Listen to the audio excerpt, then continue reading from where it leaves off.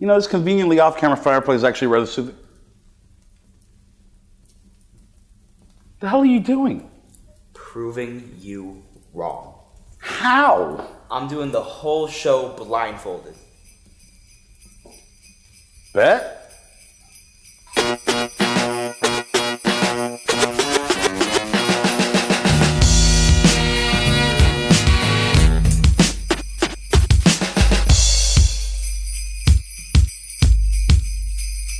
Welcome to episode 3 of VictorMoranLive's Christmas Special Bits, where that name is still a problem. I don't know, man. It's starting to grow on me.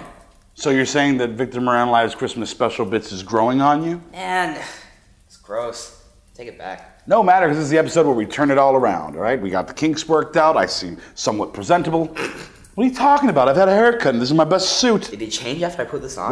If you take that shit off, you forfeit. Oh, shit. Sorry. Almost forgot. As you see, Miles and myself have entered into a little wager here. Kiss your Frankenstein Agent of Shade run goodbye. Whoa, hey, that is not what I agreed to, man. Hey, man, you'd never said the comics weren't in play. Oh, come on, don't do that. Don't act like it was implied. Don't do that shit. Fucking crazy. All I want for Christmas is mail. You know what? It's actually starting to creep into endearing for me. It really is. Anyways, our first letter comes from Miles. This doesn't have a... Oh my God. Here, Miles. Here. Well, hello, Victor. We continue to play this game, you and I. The groans of the Model T. The lust of the duck-billed platypus. How much longer must I wait for my prince to come home to me and bathe me in the blood-soaked semen of our history? Do me a deal and tell the boys to keep your face warm for me.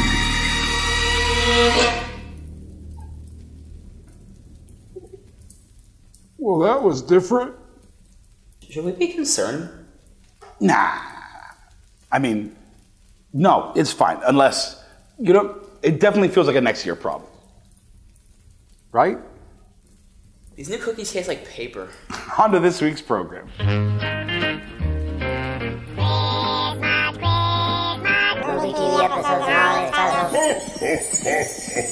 So how good do you think you're doing so far, Miles? Fairly confident I'm killing it. And I love that for you.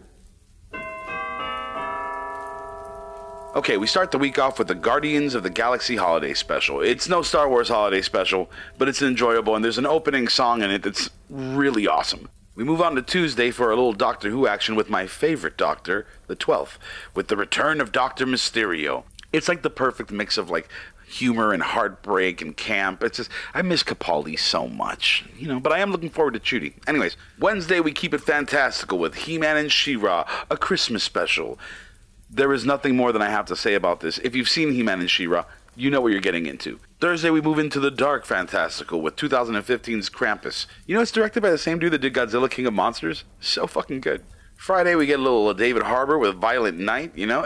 Look, everyone says it's just a mix of Die Hard and Home Alone, and yeah, it really is, but it's so much fun. David Harbour really sells it, and, you know, he's just so lovable. Plus, you know, John Leguizamo's in it, you know, Beverly D'Angelo. I mean, we haven't seen Beverly D'Angelo in forever. She looks pretty good for an old bird. But Saturday, we have Gremlins, my personal favorite Christmas movie of all time. Seriously, it's not Christmas until I watch Gremlins. Until I see Mrs. Peltzer dual-wielding a couple of kitchen knives and fucking throwing a goddamn gremlin in a goddamn microwave, it's not Christmas. And you should feel the same. Finally, Sunday, we wrap up this week on Christmas Eve with the only thing you gotta watch on Christmas Eve, the Star Wars Holiday Special. This right here, oh boy. There are no words. There are no warnings. There is nothing I can tell you to prepare you for this. But what I can say is there is no such thing as too much weed when it comes to the Star Wars Holiday Special. Get nice and fucked up and be taken away to Kashyyyk, where Chewie's family is waiting for him to come home. Ah, Lumpy.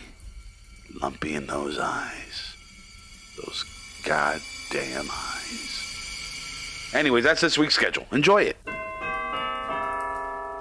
And as always, you can click the link in the description for the full 25-day program, all right? It's time for mail again. What the shit? All I want for Christmas is mail. Jesus Christ, Miles. Our second letter comes from Elena Lopez in Miami, Florida. I'm not going to do the accent because it's going to come off more racist than accurate. Dear Victor and company, I'm cooking my first official Christmas dinner as an adult. My house, I'm cooking, and no help from mom. I've been binging YouTube, and it's like everybody has a version of what a traditional American Christmas dinner is. So that's the first problem. Second, they all seem super complicated. I'm not a bad cook or anything, but I'm not like what some people would call great with time management. Also, what does traditional even mean anymore? I probably shouldn't have smoked a joint before I wrote this, but I did. I'm kind of freaking out about this, and I thought it would help. What do you guys do? And what would you say a traditional American Christmas dinner actually is? Please help. Elena Lopez, Miami, Florida. Now, this is a really good question. See, living in the United States means that you're living in a melting pot, right? Therefore, what constitutes a traditional American Christmas dinner can change from region to region, and within each region, from house to house. Culture's funny that way. You know, yeah, in old books, you always see them talking about like a Christmas goose or a Christmas ham. That's right, Miles. And Elena, judging by your name and location, I think it's pretty safe to assume that your family probably cooks a whole pig in what's known as a caja china. Fuck, man, the pork always comes out so good. It really is. But if you're asking me, dollars to donuts, gun to my head, what should be considered the traditional American Christmas dinner? I'm gonna have to go with a fried chicken dinner. Allow me to explain. It was the early 1970s, and Takeshi Okawara, whose name I hope I'm pronouncing even close to properly, was the manager of Japan's very first Kentucky Fried Chicken. The fast food craze had made its way to the country, and the KFC was having problems making sales, but Takeshi had himself an idea. See, another recent trend that had made its way to Japan after World War II was Christmas, but Christianity never really took. Seriously, less than 1% of the entire population is Christian, making Christmas a purely secular holiday, and at the time, most of the Japanese people had no concept of what Western Christmas traditions were.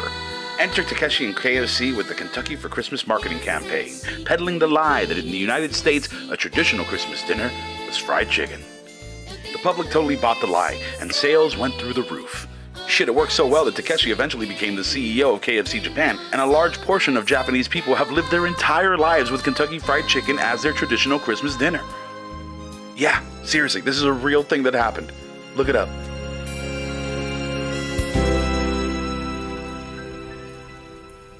Rooted in a complete misunderstanding of another person's culture and driven by the capitalistic need to move product. What could possibly be more American than that? Damn, that's kind of on point.